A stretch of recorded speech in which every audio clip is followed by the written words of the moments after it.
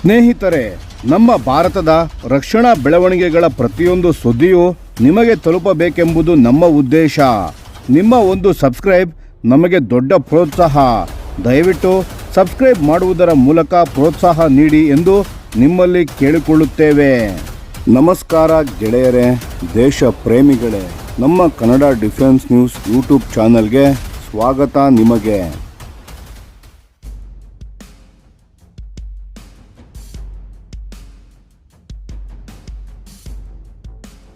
ನಮಸ್ಕಾರ ಸ್ನೇಹಿತರೆ, ಭಾರತದ 5ನೇ ತಲೆಮಾರಿನ ಫೈಟರ್ ಜೆಟ್ ಆದ AMCAಗಾಗಿ ಒಂದು ಅದ್ಭುತವಾದ ತಾಂತ್ರಿಕ ಸಾಧನೆ ಆಗಿದೆ ಮತ್ತು ಇದು ನಮ್ಮ ದೇಶದ ವಿಜ್ಞಾನಿಗಳೇ ಮಾಡಿದ್ದಾಗಿದೆ. ಭಾರತದ ಏರೋನಾಟಿಕಲ್ ಡೆವಲಪ್ಮೆಂಟ್ ಏಜೆನ್ಸಿ ಅಂದರೆ ADA ಈ ಸಾಧನೆಯನ್ನು ಫೆಬ್ರವರಿ 2026ರಲ್ಲಿ journal of aerospace science and ಟೆಕ್ನಾಲಜೀಸ್ನಲ್ಲಿ ಪ್ರಕಟಿಸಿದ್ದಾರೆ.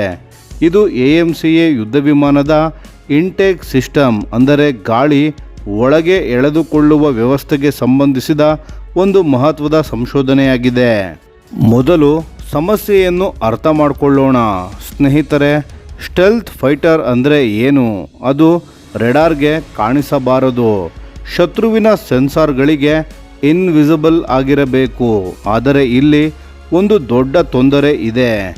ಯುದ್ಧ ವಿಮಾನದ ಇಂಜಿನ್ ಒಳಗಿರುವ ಕಂಪ್ರೆಸರ್ ಬ್ಲೇಡ್ಸ್ ಅವು ರೆಡಾರ್ ವೇವ್ಸ್ಗಳನ್ನು ತುಂಬ ಚೆನ್ನಾಗಿ ರಿಫ್ಲೆಕ್ಟ್ ಮಾಡುತ್ತವೆ. ಅಂದರೆ ಶತ್ರು ರೆಡಾರ್ ಇದನ್ನು ಸುಲಭವಾಗಿ ಪತ್ತೆ ಮಾಡಬಹುದು. ಹಾಗಾದರೆ ಏನು ಮಾಡಬೇಕು? ಇಂಜಿನ್ ಇಂಟೇಕ್ ಅನ್ನು ನೇರವಾಗಿ ಮುಂದೆ ಇಡುವ ಬದಲು ಅದನ್ನು ಒಳಗಡೆ ಬಾಗಿಸಿ ಕರ್ವ್ ಮಾಡಿ ಡಿಸೈನ್ ಮಾಡ್ತಾರೆ. ಇದನ್ನು ಸರ್ಪೆಂಟೈನ್ ಡಕ್ಟ್ ಅಥವಾ ಎಸ್ ಡಕ್ಟ್ ಅಂತ ಕರೆಯುತ್ತಾರೆ. ಈ ಎಸ್ ಆಕಾರದ ಕೊಳವೆಯಿಂದ ಗಾಳಿ ಒಳಗೆ ಹೋದಾಗ ಶತ್ರು ರೆಡಾರ್ಗೆ ಇಂಜಿನ್ ನೇರವಾಗಿ ಕಾಣುವುದಿಲ್ಲ, ಅದು ಬ್ಲಾಕ್ ಆಗಿಬಿಡುತ್ತದೆ. ಆದರೆ ಇಲ್ಲಿ ಒಂದು ಹೊಸ ಸಮಸ್ಯೆ ಹುಟ್ಟಿಕೊಳ್ಳುತ್ತೆ. ಎಸ್ ಡಕ್ಟ್ನಲ್ಲಿ ಏನಾಗುತ್ತೆ? ನೇರ ಕೊಳವೆಯಲ್ಲಿ ಗಾಳಿ ಸ್ಮೂತಾಗಿ ಹರಿಯುತ್ತೆ, ಯಾವ ತೊಂದರೆಯೂ ಇಲ್ಲದೆ. ಆದರೆ ಆ ಕೊಳವೆಯನ್ನು ಬಾಗಿಸಿದ ತಕ್ಷಣ ಗಾಳಿ ಟರ್ಬುಲೆಂಟ್ ಆಗಿಬಿಡುತ್ತೆ. ಅಂದರೆ ಅದು ಡಿಸ್ಟಾರ್ಟ್ ಆಗ್ತದೆ, ಅಸ್ತವ್ಯಸ್ತವಾಗಿ ಹರಿಯುತ್ತದೆ. ಈ ಡಿಸ್ಟಾರ್ಟೆಡ್ ಗಾಳಿ ಇಂಜಿನ್ನ ಒಳಗೆ ಹೋದರೆ ಏನಾಗುತ್ತದೆ? ಮೊದಲನೆಯದಾಗಿ ಥ್ರಸ್ಟ್ ಕಡಿಮೆ ಆಗುತ್ತೆ, ಇಂಜಿನ್ನ ಪವರ್ ಕಡಿಮೆ ಆಗುತ್ತೆ. ಎರಡನೆಯದಾಗಿ ಕಂಪ್ರೆಸರ್ ಸ್ಟಾಲ್ ಆಗಬಹುದು, ಇದು ಬಹಳ ಅಪಾಯಕಾರಿ, ಇಂಜಿನ್ ಫೇಲ್ ಆಗೋ ಸ್ಥಿತಿ.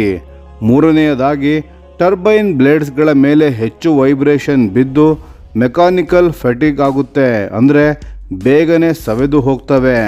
ಸ್ನೇಹಿತರೆ, ಹೀಗಾಗಿ ಸ್ಟೆಲ್ತ್ ಇರಲಿ, ಆದರೆ ಇಂಜಿನ್ ಪರ್ಫಾರ್ಮೆನ್ಸ್ ಕೂಡ ಉಳಿಯಬೇಕು. ಇವೆರಡನ್ನು ಬ್ಯಾಲೆನ್ಸ್ ಮಾಡಿ ಡಿಸೈನ್ ಮಾಡೋದೇ ಈ ಸಂಶೋಧನೆಯ ಮೂಲ ಉದ್ದೇಶ. ADA ಸಾಧಿಸಿದ 2 ಐತಿಹಾಸಿಕ ಮೈಲುಗಲ್ಲುಗಳು ಆರ್ ಅಭಿಲಾಷಿನಿ ಮತ್ತು ವಲ್ಲಿ ಅಮ್ಮೈ ಸೋಮಸುಂದರಂ ಸೇರಿದಂತೆ ADA ತಂಡ ವಿಂಡ್ ಟನಲ್ ಎಕ್ಸ್ಪೆರಿಮೆಂಟ್ಸ್ಗಳು ಮತ್ತು ಕಂಪ್ಯೂಟೇಷನಲ್ ಫ್ಲೂಯಿಡ್ ಡೈನಾಮಿಕ್ಸ್ ಅಂದರೆ CFD ಎರಡನ್ನು ಬಳಸಿ ಒಂದು ಹೊಸ ಇಂಟೇಕ್ ಜಿಯೋಮೆಟ್ರಿ ಅನ್ನು ವ್ಯಾಲಿಡೇಟ್ ಮಾಡಿದ್ದಾರೆ. ಮೊದಲ ಸಾಧನೆ 98% ಪ್ರೆಷರ್ ರಿಕವರಿ. ಇದರ ಅರ್ಥ ಏನೆಂದರೆ ಟ್ರಾನ್ಸೋನಿಕ್ ಸ್ಪೀಡ್ನಲ್ಲಿ, ಅಂದರೆ ಸೌಂಡ್ನ ಸ್ಪೀಡ್ಗೆ ಹತ್ತಿರ ಹೋಗುವಾಗ ಒಳಗೆ ಬರುವ ಗಾಳಿಯ 98ರಷ್ಟು ಎನರ್ಜಿಯನ್ನು ಈ ಇಂಟೇಕ್ ಕಾಪಾಡಿಕೊಳ್ಳುತ್ತೆ. ಕೇವಲ 2% ಮಾತ್ರ ಲಾಸ್ ಆಗುತ್ತೆ. ಇದು ವರ್ಲ್ಡ್ ಕ್ಲಾಸ್ ಬೆಂಚ್ ಮಾರ್ಕ್ ಸ್ನೇಹಿತರೆ. ಯಾಕೆಂದರೆ ಯಾವುದೇ ಕರ್ವ್ ಇದ್ದರೂ ಫ್ರಿಕ್ಷನ್ ಮತ್ತು ಟರ್ಬುಲೆನ್ಸ್ನಿಂದ ಎನರ್ಜಿ ಲಾಸ್ ಆಗೋದು ಸ್ವಾಭಾವಿಕ. ಆದರೆ 2% ಕಡಿಮೆ ಲಾಸ್ ಅಂದರೆ ಅದು ನಿಜಕ್ಕೂ ಅಸಾಧಾರಣ.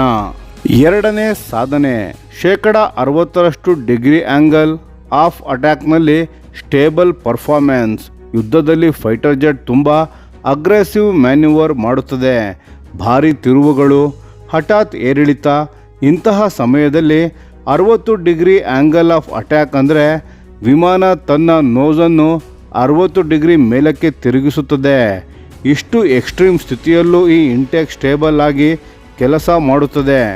ಇದಕ್ಕೆ ಕಾರಣ ಇಂಟೇಕ್ನ ಲಿಪ್ ಅಂದರೆ ತುದಿಯ ಭಾಗ ಒಂದು ಕಂಟ್ರೋಲ್ಡ್ ವರ್ಟ್ಯಾಕ್ಸ್ ಅನ್ನು ಜನರೇಟ್ ಮಾಡುತ್ತದೆ.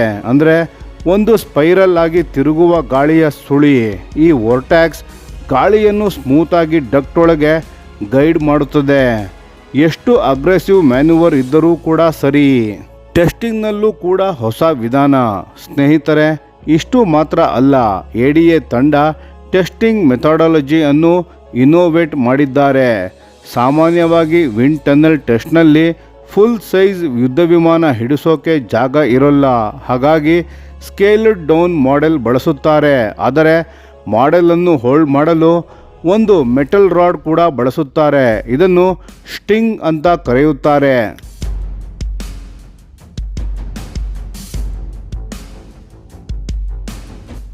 ಸಮಸ್ಯೆ ಏನೆಂದರೆ ಈ ಸ್ಟಿಂಗ್ ರಾಡ್ ತನ್ನ ಸುತ್ತ ಗಾಳಿಯ ಹರಿವಿನಲ್ಲಿ ಇಂಟರ್ಫಿರೆನ್ಸ್ ಮಾಡುತ್ತದೆ.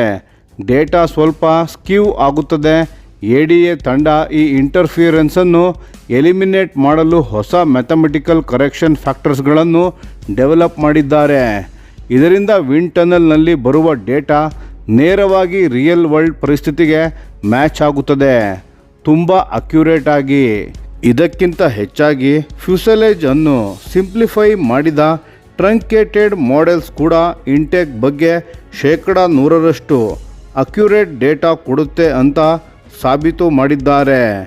ಇದು ಭವಿಷ್ಯದ ಟೆಸ್ಟಿಂಗ್ಗೆ ದೊಡ್ಡ ಶಾರ್ಟ್ಕಟ್ ಆಗುತ್ತದೆ. AMCA ಮತ್ತು ಆಚೆಗೂ 6ನೇ ತಲೆಮಾರಿನ ಕನಸು.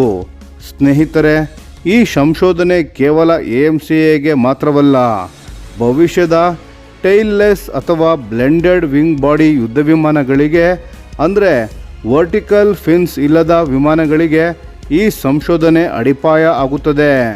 ಫಿನ್ಸ್ ಇಲ್ಲದ ವಿಮಾನ ರೆಡಾರ್ಗೆ ತುಂಬ ಕಡಿಮೆ ಕಾಣುತ್ತದೆ, ಆದರೆ ಅದನ್ನು ಫ್ಲೈ ಮಾಡೋದು ಅತ್ಯಂತ ಕಷ್ಟ. ಇಂತಹ ವಿಮಾನಕ್ಕೆ ಟ್ರೆಡಿಷನಲ್ ಸ್ಟೆಬಿಲೈಸರ್ಗಳ ಸಹಾಯ ಇಲ್ಲದೆಯೇ ಇಂಟೇಕ್ ಸ್ಥಿರವಾಗಿ ಕೆಲಸ ಮಾಡಬೇಕು ಮತ್ತು ADA ಅದನ್ನು ಸಾಬೀತು ಮಾಡಿದ್ದಾರೆ. ಇದು ಭಾರತದ 6ನೇ ತಲೆಮಾರಿನ 6th ಜನರೇಷನ್ ಫೈಟರ್ ಜೆಟ್ನ ಕನಸಿಗೆ ಒಂದು ಮಹತ್ವದ ಹೆಜ್ಜೆ. ಸ್ನೇಹಿತರೆ, ಒಟ್ಟಾರೆ ಹೇಳೋದಾದರೆ ಸ್ಟೆಲ್ತ್ ಇರಬೇಕು, ಇಂಜಿನ್ ಫುಲ್ ಪವರ್ನಲ್ಲಿ ಓಡಬೇಕು, ಯುದ್ಧದ ಎಲ್ಲ ಎಕ್ಸ್ಟ್ರೀಮ್ ಮೆನ್ಯೂವರ್ಗಳಲ್ಲೂ ಸ್ಟೇಬಲ್ ಆಗಿರಬೇಕು. ಈ ಮೂರನ್ನು ಒಂದೇ ಇಂಟೇಕ್ ಡಿಸೈನ್ನಲ್ಲಿ ಸಾಧಿಸಿ ಅದನ್ನು ಸೈಂಟಿಫಿಕಲಿ ವ್ಯಾಲಿಡೇಟ್ ಮಾಡಿರುವ ADA ತಂಡಕ್ಕೆ ನಮ್ಮ ಅಭಿನಂದನೆಗಳು. ಸ್ನೇಹಿತರೆ, ಈ ವಿಷಯದ ಬಗ್ಗೆ ನಿಮ್ಮ ಅನಿಸಿಕೆ ಮತ್ತು ಅಭಿಪ್ರಾಯಗಳನ್ನು ದಯವಿಟ್ಟು ಕಾಮೆಂಟ್ ಮಾಡಿ ತಿಳಿಸಿ. ಧನ್ಯವಾದಗಳು.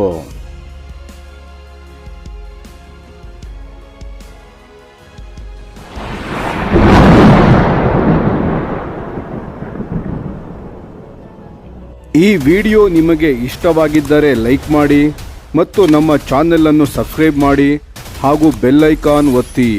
ಯಾವ ಅಪ್ಡೇಟ್ಗೂ ಮಿಸ್ ಆಗಬೇಡಿ. ಡಿಫೆನ್ಸ್ ಸುದ್ದಿಗಳನ್ನು ತ್ವರಿತವಾಗಿ ಪಡೆಯಿರಿ. ನಿಮ್ಮ ಬೆಂಬಲವೇ ನಮ್ಮ ಶಕ್ತಿ. ಭಾರತ ಬಲಿಷ್ಠವಾಗಲಿ ಎಂದು ಆಶಿಸುತ್ತಾ ಭಾರತ ಮಾತೆಗೆ ಜೈ. ಧನ್ಯವಾದಗಳು.